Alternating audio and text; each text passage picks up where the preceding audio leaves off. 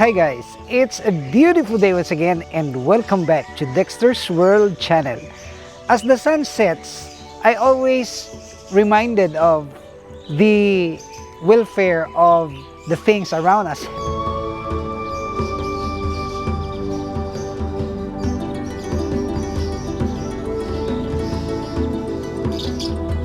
The welfare of the birds, the welfare of this garden, these plants, flowering plants.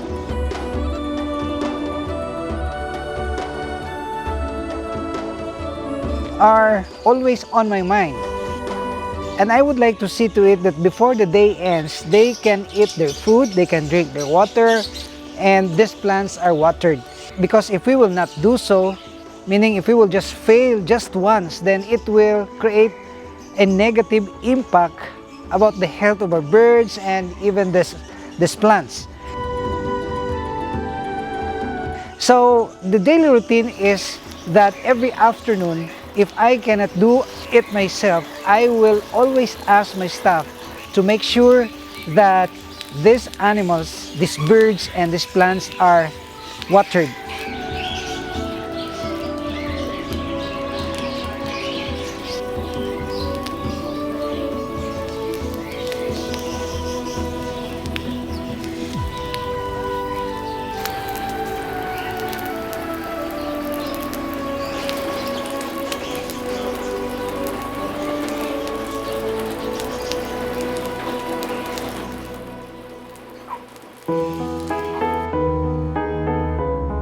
And today's video, allow me to make an update about our cockatiel and African lovebirds. It's been a while that we haven't made this vlog, and I'm so excited to make an update because of the many babies that we can see right there in the nest boxes. Come on, let's go and let's make an update.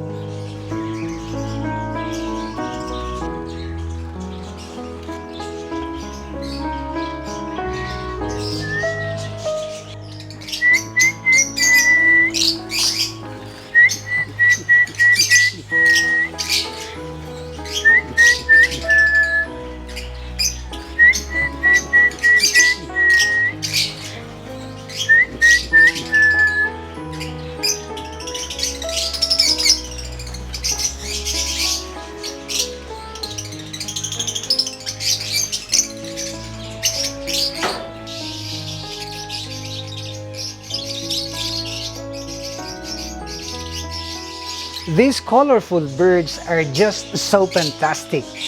You know, every time I see the color combination of these birds, I'm really amazed by nature, by how God made this bird.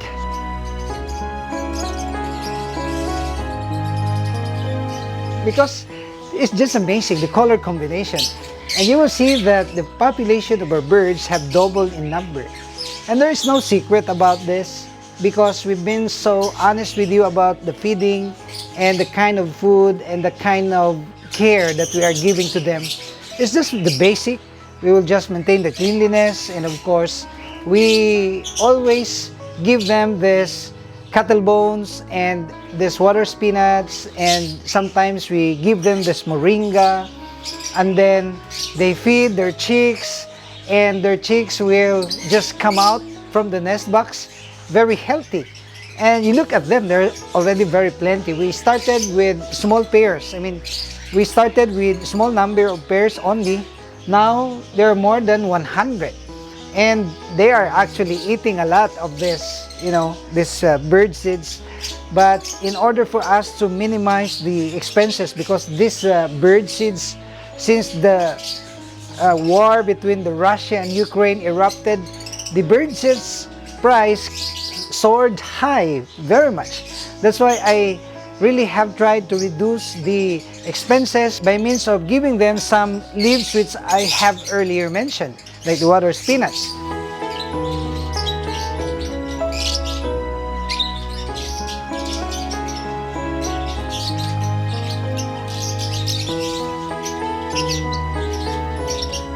And it gives us good result. They don't have issues about their health. Their babies are so fat. And if you can see right here, some of these nest box have at least 2, 3, or 4 babies. This is happening on a regular basis. And I'd like them to become the center of attraction in the farm, because I would like to transfer all these birds in the farm.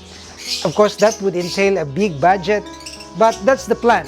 That's the dream that we're gonna take in order for us to start the ecotourism part, where people can just go eat the catfish. These are all the things that I have dreamed about, and I hope this will materialize very soon.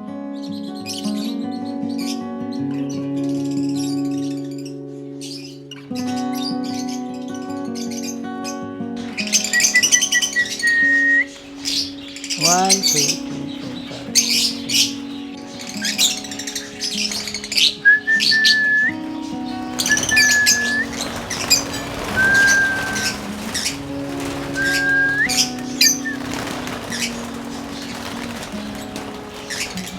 Just relax. How are you? How are you guys? How are you here?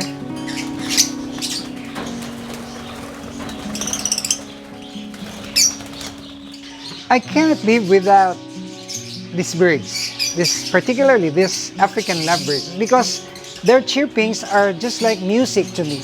It's a sweet music to my ears. I don't feel that they're noisy. Every time that I will hear the chirpings of these birds, it seems like a melody, a sweet music that's very pleasant to hear.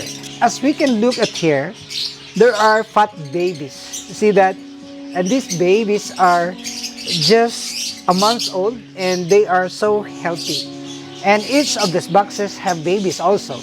So this is a business as well, but for me, it gives me more therapy than the business, because we will gain, of course, but sometimes if we have more stocks to feed, this gives us pleasure. This gives us a sense of satisfaction that we will not anymore be willing to sell them out in the market. I just instructed my staff that if somebody would really wanted to avail, then we will sell them. But in reality, I tried to keep them because we wanted to have more and more birds to feed early in the morning.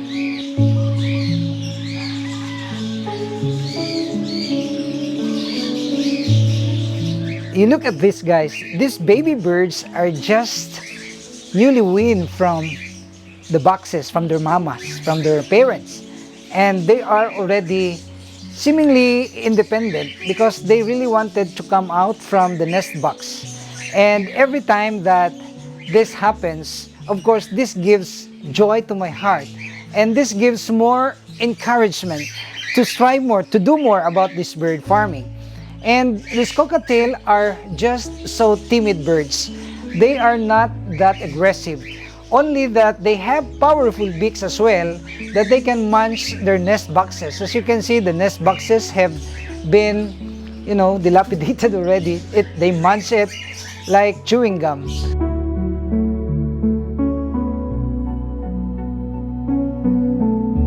And what I'd like about the perch that we have used, these are branches of the sampalok that one of you have suggested.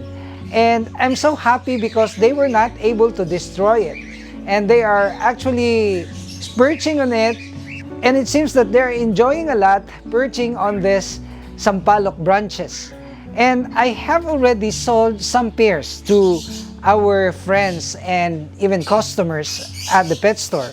And I'm so happy that they are all well. I received a good feedback about the birds that we have sold, and they have already multiplied it as well. So I'm so happy with this.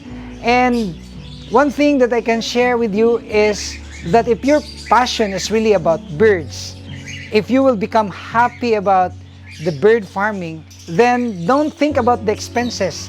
Think about the joy and the happiness that they can bring into your heart.